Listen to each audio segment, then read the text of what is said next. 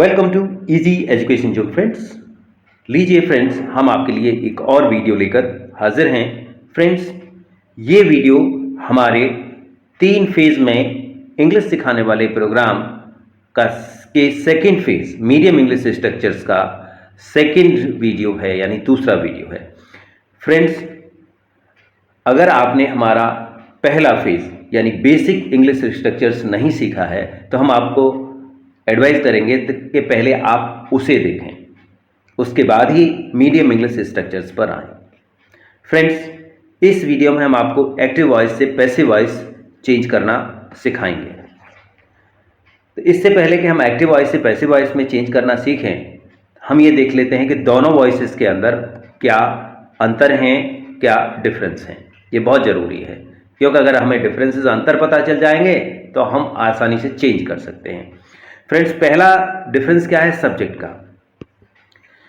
अगर subject active होता है यानी सब्जेक्ट खुद एक्शन कर रहा होता है, सब्जेक्ट खुद एक्शन कर रहा होता है, वो एक्टिव होता है, यानी जो भी एक्शन किया जा रहा है, जो भी काम किया जा रहा है उसे सब्जेक्ट खुद कर रहा होता है, तो उस सेंटेंस का वॉइस वो एक्टिव वॉइस होता है।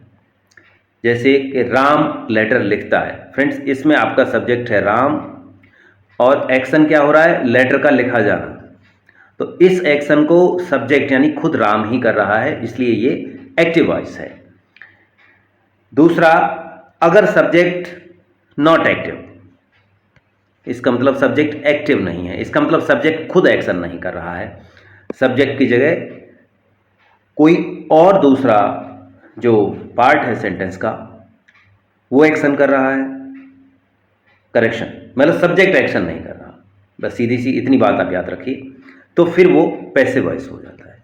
जैसे कि लेटर लिखा जाता है, यहाँ पे सब्जेक्ट लेटर है और लेटर अपने आप को लिख नहीं सकता, यानी लेटर को सब्जेक्ट बना दिया गया है, लेकिन लेटर एक्शन करने वाला नहीं है, यानी लेटर काम नहीं कर रहा है जो काम हो रहा है सेंटेंस में, इसलिए ये पैसिव वॉइस है। फ्रेंड्स, अब ये दो चेंजेस। अब दूसरा चेंज क्या है? दूसरा जो डिफरेंस क्या है? एक्शन वर्ब के अंदर होता है, जो काम होता है, जो काम होता है सेंटेंस के अंदर, दोनों वॉइसेस में उसके बताने के तरीके, एक्सप्रेस करने के तरीके में अंतर है। फ्रेंड्स, पहले वाला है अगर सब्जेक्ट एक्शन करता है, वही कहानी है। अगर एक्शन को सब्जेक्ट कर रहा है तो एक्टिव वॉइस। एंड सेम आपका एग्जाम्पल, राम लेटर लिखता है।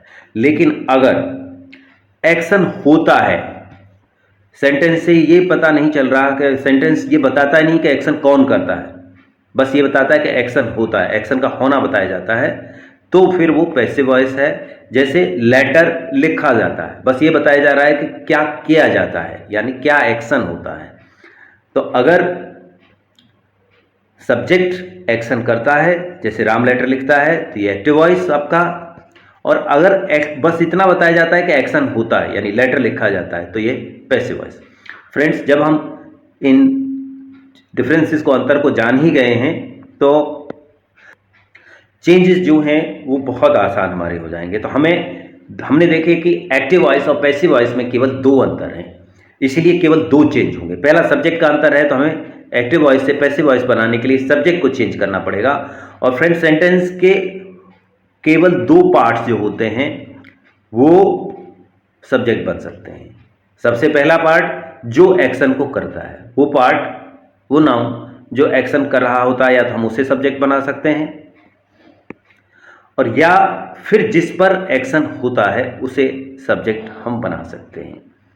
जैसे राम राइट्स ए लेटर, इसमें राम एक्शन करने वाला है, राम एक्शन को करने वाला है, लेटर को लिखने वाला है, तो ये सब्जेक्ट है यहाँ पर। अगर हम राम को सब्जेक्ट न बना के दूसरा कोई पार्ट सेंटेंस का सब्जेक्ट बनाएं, तो केवल अ लेटर को सब्जेक्ट बना सकते हैं जिस पर के एक्शन हो रहा है। इसे फ्रेंड्स ग्रामर की लैंग्वेज में सब्जेक्ट भी, ऑब्जेक्ट भी कह देते हैं वर्ब का। ये वर्ब का ऑब्जेक्ट कहा जाता है। आप सिंपल ये याद रखिए कि या तो सेंटेंस का सब्जेक्ट हम उसे बना सकते हैं जो एक्शन कर रहा होता है, या उसको बना सकते हैं जिस पे वो एक्शन हो रहा होता है। यानी राम लेटर लिखने वाला है और लिखा किसे जाता है? लेटर को, तो या तो राम सब्जेक्ट बन सकता है या अ लेटर सब्जेक्ट बन सकता है। दूसरा वर्ब का चेंज, फिर वहीं पे पहुंचे हैं फ्रेंड्स। अंतर क्या है? पैसिव वॉइस के अंदर आपका एक्शन होता है, सब्जेक्ट एक्शन को नहीं करता, एक्शन होता है। और होना मतलब बी ग्रुप वर्ब। इसका मतलब यह है कि जब हम पैसे बनाते हैं, पैसे वॉइस बनाते हैं, तो एक्टिव वॉइस की वर्ब्स में बी वर्ब जोड़ देते हैं। एक्टिव वॉइस की वर्ब में वर्ब्स जो होती है हमारे पास, बी वर्ब और जुड़ जाती हैं उसमें फ्रेंड्स। अब ये देख लेते हैं, हम हमेशा से पता है कि वर्ब की फाइनाइट और नॉन फाइनाइट फॉर्म होती है, तो बी की फाइनाइट फॉर्म हम देख लेते हैं। तो बी की फाइनाइट फॉर्म 5 हैं फ्रेंड्स। प्रेजेंट के लिए इज आर एम, और पास्ट के लिए वाज और वर, यानी प्रेजेंट टाइम के लिए जो अभी का टाइम है उसके लिए इज आर एम, और पास्ट के लिए वाज और वर। अब फ्रेंड्स हम आपको बताएंगे कि वर्ब में क्या क्या चेंज किया जाता है। हमने कहा कि बी वर्ब ऐड कर देते हैं। इस पर आपको फ्रेंड्स 2 पॉइंट्स याद रखने पड़ेंगे। सबसे पहली बात है, हमने सब्जेक्ट को ऑलरेडी चेंज कर दिया है यहाँ पर, क्योंकि हम केवल वर्ब कवर कर रहे हैं। राम राइट्स अ लेटर, इसका सब्जेक्ट हो जाएगा अ लेटर। अब हम चेंज करेंगे वर्ब को पैसिव वॉइस के लिए। तो सबसे पहले हम क्या करते हैं कि ये जो इसकी एक्शन वर्ब थी यहाँ पर एक्टिव वॉइस के सेंटेंस की, इसी की वर्ब फॉर्म में हम बी वर्ब को ले आते हैं। तो राइट्स का मतलब प्रेजेंट फॉर्म, और हमने देखा था कि प्रेजेंट फॉर्म के लिए जो वी की जो फाइनाइट वर्ब है वो इज आर एम। अब इज आर एम में से हम सब्जेक्ट के हिसाब से वर्ब चूज करेंगे। तो हमारा सब्जेक्ट है सिंगुलर, हमारा सब्जेक्ट सिंगुलर है, तो हमारी जो वर्ब चूज होगी, जो आएगी यहाँ पर, वो इज आएगी।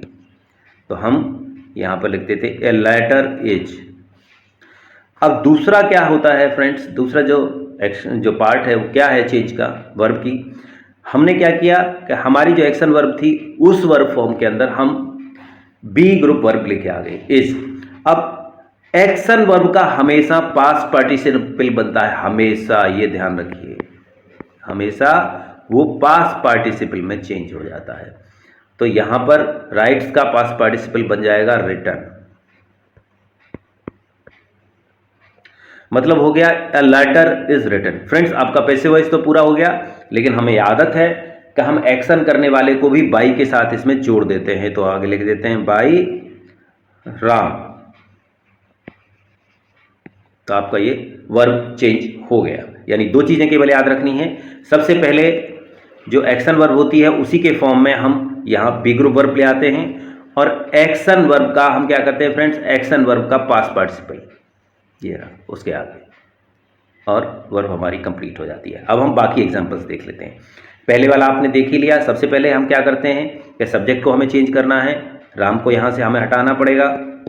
तो सब्जेक्ट हमारा ये आ जाएगा जिस पर एक्शन हो रहा है। अगर एक्शन करने वाला सब्जेक्ट नहीं तो जिस पर एक्शन हो रहा है। अ लेटर, अभी मैंने एक्सप्लेन किया था कि पहला काम क्या करते हैं कि वर्ब की जो फॉर्म होती है उसमें बी वर्ब की फॉर्म को उसमें ले आते हैं। तो राइट्स यानी प्रेजेंट, तो सब्जेक्ट के हिसाब से जो बी ग्रुप की प्रेजेंट फॉर्म्स होती हैं वो इज आर एम है, तो सब्जेक्ट के हिसाब से इज आ जाएगी इज। और अब इसका पास्ट पार्टिसिपल जो एक्शन वर्ब है राइट्स का रिटर्न।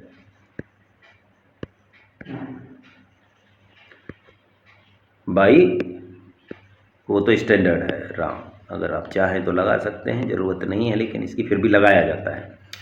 अब दूसरा पार्ट है राम रोट ए लेटर। तो सब्जेक्ट की कहानी तो सेम है। सब्जेक्ट जब ये हटाना पड़ेगा यहाँ से, तो इसकी जगह दूसरा सब्जेक्ट कौन आएगा जिस पर एक्शन हो रहा है, जो ऑब्जेक्ट है वर्ब का, अ लेटर। तो यहाँ अ लेटर। अब क्या है, नेक्स्ट पार्ट है वर्ब चेंज करेंगे। तो वर्ब की जो फॉर्म होती है एक्शन वर्ब की, उसमें बी ग्रुप वर्ब फॉर्म ले आते हैं।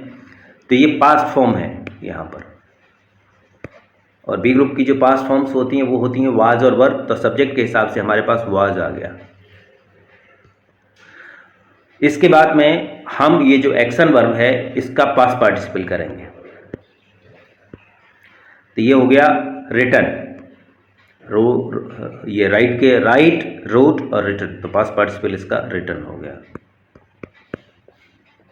और बाद में ऐड कर दो बाय राम, उसमें कुछ नहीं है। Next Ram is writing a letter. अब हम इसमें क्या करेंगे, सब्जेक्ट हमारा क्लियर है ऑलरेडी, क्या आएगा वो हम जानते ही हैं, अ लेटर।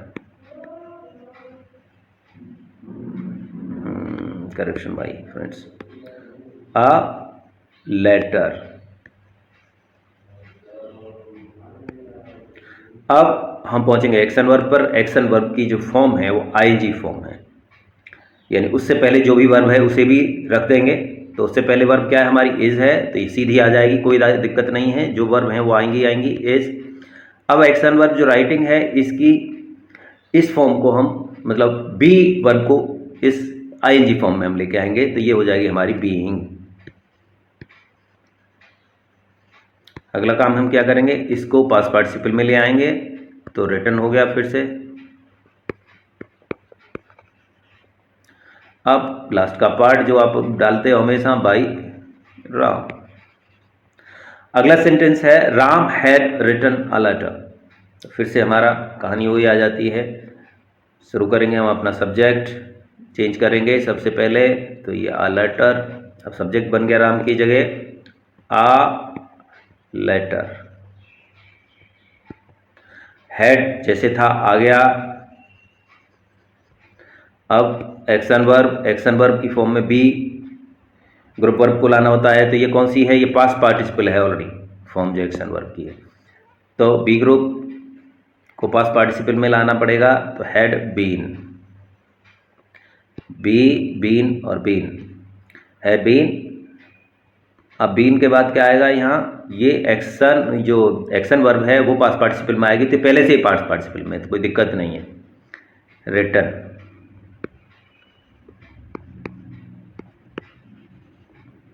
और फिर आपका फेवरेट पार्ट बाई राम। इसके बाद फ्रेंड्स है आपका नेक्स्ट फिर कैन राइट ए लेटर, यानी एक मॉडल आ गया यहाँ पे, लेकिन अंतर कोई नहीं है, अंतर कोई नहीं है, एग्जैक्टली सेम पैटर्न फॉलो होगा। सब्जेक्ट ले लेते हैं अ लेटर, कैन पहले से है आ जाएगा, एक्शन वर्ब से पहले जो भी वर्ब है वो सीधी सीधी आ जाएगी। अब ये एक्चुअली ये बेस फॉर्म ऑफ वर्ब है फ्रेंड्स, मॉडल के बाद हमेशा बेस फॉर्म आती है, और बी ग्रुप वर्ब की बेस फॉर्म बी ही है, तो ये सीधा आ जाएगा, ए लेटर कैन बी। अब इसका पास्ट पार्टिसिपल यानी रिटर्न, सॉरी हैंड राइटिंग को थोड़ा सा एक्सक्यूज कर देना। अब आपका फेवरेट पार्ट बाई राम।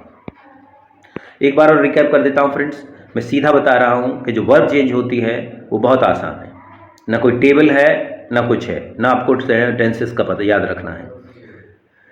सबसे पहले जो वर्ब कॉम्बिनेशन है उसमें क्या करते हैं कि जो वर्ब है एक्शन वर्ब से हम शुरू होते हैं चेंज करना, तो एक्शन वर्ब से पहले जो भी वर्ब है वो सीधी अपने आप आ जाएगी। कैन है तो कैन को सीधा उतार लेंगे, यहाँ पर हमने देखा कि हैड थी तो हैड को हमने सीधा उतार लिया था, यहाँ पर हमने देखा था इज थी तो इज को हमने सीधा उतार लिया था। यानी हमारा चेंज शुरू होता है एक्शन वर्ब से, एक्शन वर्ब से पहले जो भी वर्ब है उसे उतारा जा सकता है। उसके बाद एक्शन वर्ब की जो वर्ब फॉर्म है उसमें हम बी को लेके आते हैं, बी ग्रुप वर्ब को लेके आते हैं, जैसे यहाँ पे बेस फॉर्म है तो बी लगा दिया। उसके बाद जो एक्शन वर्ब है उसका पास्ट पार्टिसिपल यूज करते हैं, यहाँ पर जैसे रिटर्न है बाय राम। फ्रेंड्स इस वीडियो में हमने एफर्मेटिव सेंटेंस के पैसिव वॉइस को कवर किया है।